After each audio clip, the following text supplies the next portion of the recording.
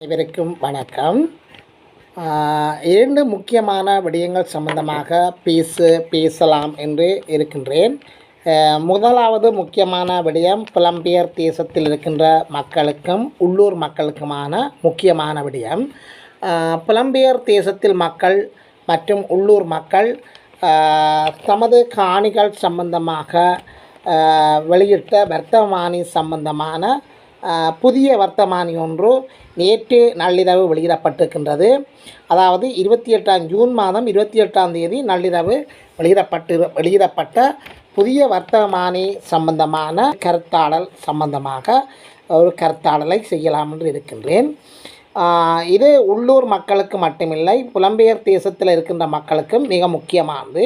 எனவே இயலுமானவரை இந்த செய்தியை பகிர்ந்து கொள்ளுங்கள். இரண்டாவது, செம்மணி பகுதியில் மீட்கப்பட்ட செம்மணி பகுதியில் மீட்கப்பட்ட ஒரு புதிய வகையான ஆதாரம். இதுவரை எந்த ஆதாரங்களும் செம்மணி புதைகுழியில் மீட்கப்படுவதில்லை. வெற்று உடல்களாக வெறும் வெற்று எண்புகளாக மீட்கப்பட்டு வந்தது.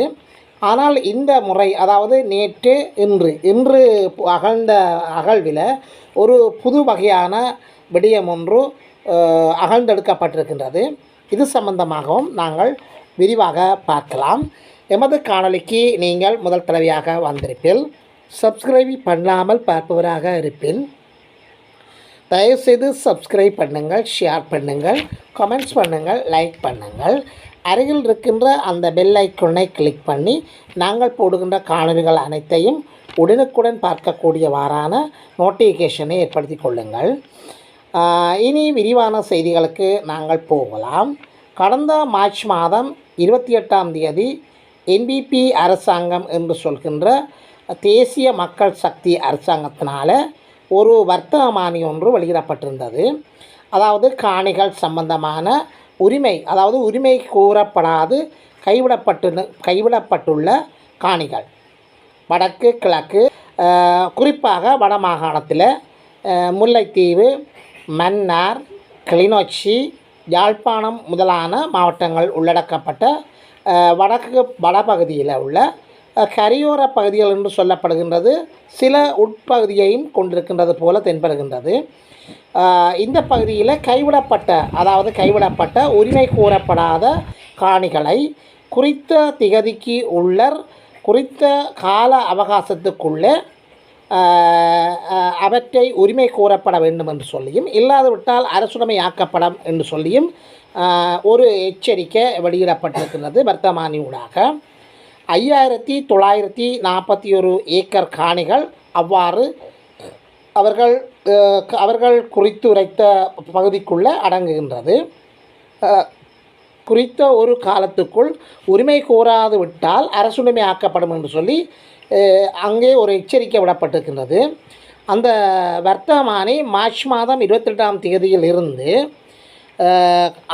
3 மாத கால வரையறைக்குள்ள அதன் இறுதி நாளான நேற்று ஜூன் மாதம் 28ஆம் தேதி வரை உரிமை கோரப்படாத விடத்து, அதாவது உரிமை கோரப்பட வேண்டும், உரிமையாளர்கள் உள்நாட்டிலேயோ அல்லது சர்வதேச நாடுகளிலேயோ புலம்பெயர்ந்த தேசங்களிலேயோ வசிக்கின்றவர்களாக இருந்தால் அந்த கால அவகாசத்துக்குள்ளே அவர்கள் உரிமை கோர வேண்டும். அவ்வாறு உரிமை கோரப்படாது விட்டால் அது அரசுடைமையாக்கப்படும் என்று சொல்லி ஒரு வர்த்தமானி வெளியிடப்பட்டிருக்கிறது. இதற்கு உடனடியாகவே மக்கள், அரசியல்வாதிகள், சட்ட வல்லுநர்கள் என்று பலரும் பல கோணங்களில் எதிர்ப்பை தெரிவித்திருக்கின்றார்கள். பல கருத்தாடல்கள் நடைபெற்றிருக்கின்றது. பல முரண்பாடுகள் ஏற்படுத்தப்பட்டிருக்கின்றது. பிரச்சனைகள் உருவாக்கப்பட்டிருக்கின்றது. பாராளுமன்றத்தில் கூட பாராளுமன்ற உறுப்பினர்கள் கொதித்தெழுந்திருக்கின்றார்கள். தமிழ் பாராளுமன்ற உறுப்பினர்கள் கொதித்தெழுந்திருக்கின்றார்கள், கருத்துக்களை முன்வைத்திருக்கின்றார்கள்.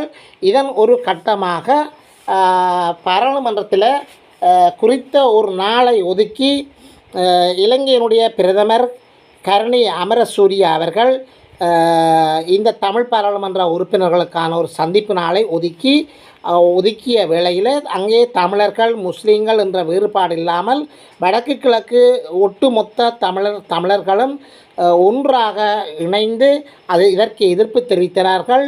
குறிப்பாக முஸ்லீம் அமைச்சர் ஒருவர் கடும் எதிர்ப்பை தெரிவித்திருந்தார். இதைவிட சுமந்திரன் அவர்கள் கடுமையான எதிர்ப்பை தெரிவித்திருந்தார். சுமந்திரன் ஒருபடி மேலே சென்று கடும் எச்சரிக்கை ஒன்றை அரசுக்கு விட்டிருக்கின்றார்.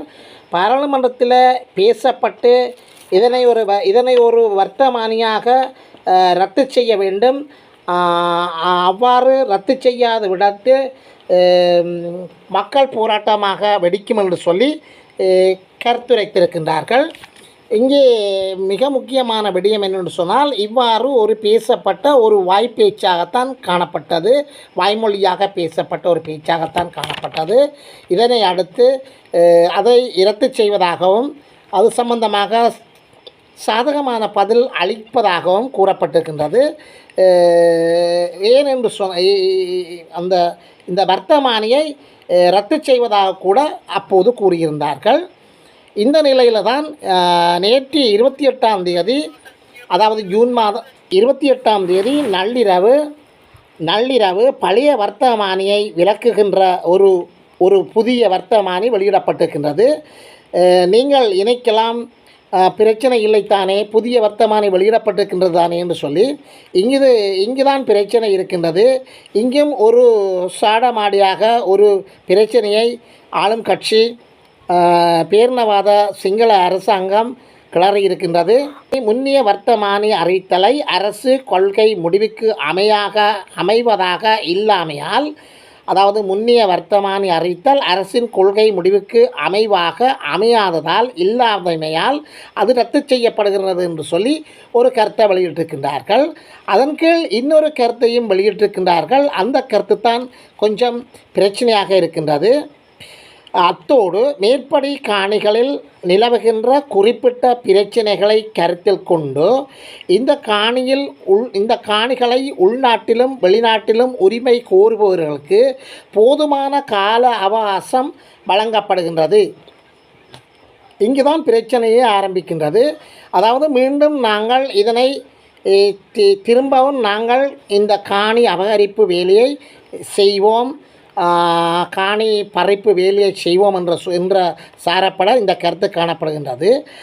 ஆக மொத்தம் அதன் அர்த்தம் என்ன என்று சொன்னால், மீண்டும் காணி அபகரிப்பு அல்லது காணி பறிப்பு இடம்பெறும் என்பதையே சொல்ல வந்திருக்கின்றோம் என்றுதான் சிங்கள அரசாங்கம் சொல்லியிருக்கின்றது. இது சட்ட வல்லுநர்களின் கருத்துப்படி இதனை இவ்வாறு இந்த வர்த்தமானி அறிவித்தலை இத்தோடு விட்டுவிடக்கூடாது. இவ்வாறு காணி உரிமை கோரப்படாமல் இருப்பவர்கள் யாராவது உள்நாட்டிலோ அல்லது வெளிநாட்டிலோ இருந்தால் அவர்கள் உடனடியாக அதற்கான முயற்சிகளை மேற்கொள்ளப்பட வேண்டும். அந்த முயற்சிகளின் பலனாக பலவேறு தகவல்கள் பெறப்பட்டு பலவேறு ஆவணங்கள் பெறப்பட்டு உரிய இடத்திற்கு அவற்றை அனுப்பி வைக்கப்பட வேண்டும். வெறுமனையே இதனை கேட்டுக்கொண்டு இருக்காமல், இது ஒரு மிகப்பெரிய பிரச்சனை. ஆளும் அரசு என்பது, சிங்கள அரசு என்பது மாறக்கூடிய அரசு. எனவே மாறி வருகின்ற சூழல்களுக்கு ஏற்ப எமது காணிகள் அந்நியரனுடைய எமது காணிகளை வேறு எவரும் ஆளக்கூடாது என்பதை கருத்தில் கொண்டு உரிய நடவடிக்கைகளை கொள்ளுமாறு தாழ்மையாக வேண்டுகின்றோம். இதை சட்டத்துக்குள் எடுத்து வழக்காக்கிய பெருமை எம்ஏ சுமந்திரனையே சாரும். மே மாதம் 27ஆம் தேதிக்கு பின்னர் வர்த்தமானி ரத்து செய்யாது விட்டால் உள்நாட்டிலும் சர்வதேச ரீதியிலும் பாரிய அளவு போராட்டங்களை மேற்கொள்ள உள்ளதாக அந்த காலத்தில் ஜனாதிபதி சட்டத்தரணியும் எம்ஏ சுமந்திரன் ஒரு எச்சரிக்கையை அரசாங்கத்துக்கு வெளியிட்டிருக்கின்றார். அது மட்டுமில்லாமல் உயர் நீதிமன்றத்தில் வழக்கை தொடர்ந்திருக்கின்றார். உயர்நீதிமன்றத்தில் வழக்கு தொடர்ந்தப்பட்ட போது மேலே கூறப்பட்ட, அதாவது முதலாவது வர்த்தமானியில் கூறப்பட்ட அந்த சரத்துக்களுக்கு அமைவாக நடவடிக்கைகள் எடுக்கக்கூடாது என்று சொல்லி உயர்நீதிமன்றம் தடை உத்தரவு பிறப்பித்திருக்கின்றது. இவ்வாறு தடை உத்தரவு பிறப்பித்ததற்கு அமைவாகத்தான் இந்த புதிய வர்த்தமானி ஜூன் மாதம் 28ஆம் தேதி நள்ளிரவு வெளியிடப்பட்டிருக்கின்றது என்பது இங்கு நாங்கள் கருத்தில் எடுக்கப்பட வேண்டிய ஒரு முக்கிய விடயமாக கொள்ள வேண்டும். எனவே இது ஒரு நல்ல விடயம் நடந்திருக்கின்றது. எனவே நல்ல விடயம் நடந்திருக்கிறது என்று சொல்லி அதனை காலம் தாழ்த்தாமல் உங்களுக்கு உரிய காணிகள் உரிமை கோரப்படாது விட்டு இருப்பின் அதனை உடனடியாக உரிமைகளை கோருவதற்கான நடவடிக்கைகளை மேற்கொள்ளுங்கள். இந்த செய்தியை உங்களுடைய உறவினர்கள், நண்பர்கள், வெளிநாட்டில் இருப்பவர்கள், புலம்பெயர் தேசங்களில் இருப்பவர்களுக்கு இந்த செய்தியை ஷேர் பண்ணுங்கள். அடுத்த 2வது விடயங்களை நாங்கள் பார்க்கின்ற போது செம்மணி சிந்து பாத்தி மயானத்தினுடைய 2ஆம் கட்ட அகழ்வு பணி என்ன நிலையில் இருக்கின்றது என்று சொல்லி நாங்கள் பார்ப்போமானால் ஒரு வித்தியாசமான நிலையில், ஒரு புதுமையான நிலையில் காணப்படுகின்றது. ஜூன் 29ஆம் தேதி வரை இந்த செம்மணியில் இதுவரை 33 மனித எலும்புக்கூடுகள் மீட்கப்பட்டிருப்பதாக கூறப்படுகின்றது. இந்த 33 எலும்புக்கூடுகளோ என்று சொல்லி நாங்கள் ஆச்சரியப்படுவதற்கு எந்த இதுவும் இல்லை. ஏனென்று சொன்னால் 400 அல்லது 600க்கு மேற்பட்ட மனித புதைகுழிகள் செம்மணியில் காணப்படுகிறது என்று சொல்லி அந்த செம்மணி மனித புதைகுழியை தோண்டி தாட்டவரே நீதிமன்றத்தில் கூறியிருக்கின்றார் ஒரு இராணுவ சிப்பாய். எனவே இந்த இன்றைய தினம் சிறுவர்களுக்கு உரியது என்று சொல்லி கூறப்படுகின்ற ஒரு முழுக்க ஒரு சிறுவர்களுக்கு உரிய எலும்புக்கூடு ஒன்று மீட்கப்பட்டிருக்கின்றது. அந்த சிறுவர்கள் என்று சொல்லி கூறப்படுகின்ற போது ஆணோ பொண்ணோ என்று தெரியவில்லை.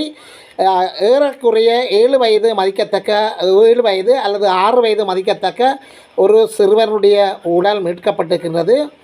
அருகிலே அவருடைய ஒரு பேக்கி, ஒரு பாடசாலை பேக்கி போன்ற ஒரு பை ஒன்று மீட்கப்பட்டிருக்கின்றது. யுத்த காலத்தில் பயன்படுத்தப்படுகின்ற யுனிசெஃப் நிறுவனத்தால் வழங்கப்படுகின்ற ஒரு பாடசாலை புத்தக பை போன்ற ஒன்று இருந்தது.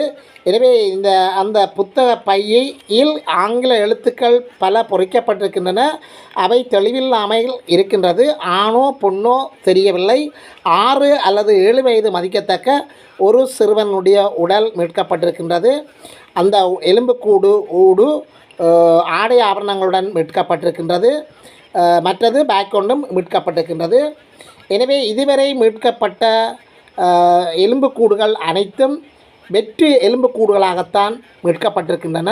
எந்தவித ஆபரணங்கள், ஆடைகள், துணிமணிகள், ஆபரணங்கள் இல்லாமல் வெறும் வெற்று நிர்மாணமாக்கப்பட்ட வெறும் எலும்புக்கூடுகள் மாத்திரமே மீட்கப்பட்டன. இது சம்பந்தமாக அந்த இராணுவ முகாமில் இருக்கின்ற கேப்டன் சம்பந்தமாக பல விமர்சனங்கள் காணப்படுகின்றது. இது இவ்வாறு இருக்க 12 மில்லியன் மொத்தமாக இந்த செம்மணி சிந்து பாத்தி மயான அகழ்வுக்காக NPP அரசாங்கம் அல்லது தேசிய மக்கள் சக்தி அரசாங்கம் ஒத்துழைப்பு வழங்கி கொண்டிருக்கின்றது. இந்த மீட்பு பணிகளுக்காக 12 மில்லியன் செலவாகும் என்று சொல்லி கணிப்பிடப்பட்டிருக்கின்றது. அந்த கணிப்பிடப்பட்ட தொகையில் ஏறக்குறைய அண்மித்த தொகையில் அளவில் அவர் அந்த பணத்தை அனுப்பியிருப்பதாக கூறப்படுகின்றது. அரசாங்கம் அந்த பணத்தை அனுப்பியிருப்பதாக கூறப்படுகின்றது. எனவே சிறப்பாக இந்த செம்மணி புதைகுழி விவகாரம் கிளறப்படுகின்றது. இங்கு நீதி பெறப்பட வேண்டும் என்பது அனைவருடைய அவாக்களாகும். செம்மணி புதைகுழி விவகாரம் ஐக்கிய நாடுகள் சபையினுடைய ஆணையாளர் வரை சென்றிருக்கின்றது. ஆணையாளர் இங்கே வந்திருக்கின்றார். செம்மணி புதைகுழியில் 3 நாட்களுக்கு மேலாக அணையாத விளக்கு என்கின்ற தலைப்பில் ஏற்றப்பட்ட தீபத்தின் கீழே பல மக்கள் 3 நாட்களாக போராட்டம் நடத்தி கொண்டிருந்தார்கள். இந்த போராட்டத்திற்கு மிகப்பெரிய வெற்றி கிடைத்திருக்கின்றது. இந்த போராட்டத்தினுடைய வெற்றியை நாம் முழுமையாக அனுபவிக்க வேண்டும். தமிழர்களுடைய துயரங்கள், துன்பங்களுக்கு வடிவு காணப்பட வேண்டும். அவர்களுடைய அந்த வார்த்தை இனி பலிக்க வேண்டும் என்பது எல்லோருடைய விருப்பங்களாக காணப்படுகின்றது. நீதி நிலைநாட்டப்பட வேண்டும் என்பது எல்லோருடைய எதிர்பார்ப்பாக காணப்படுகின்றது.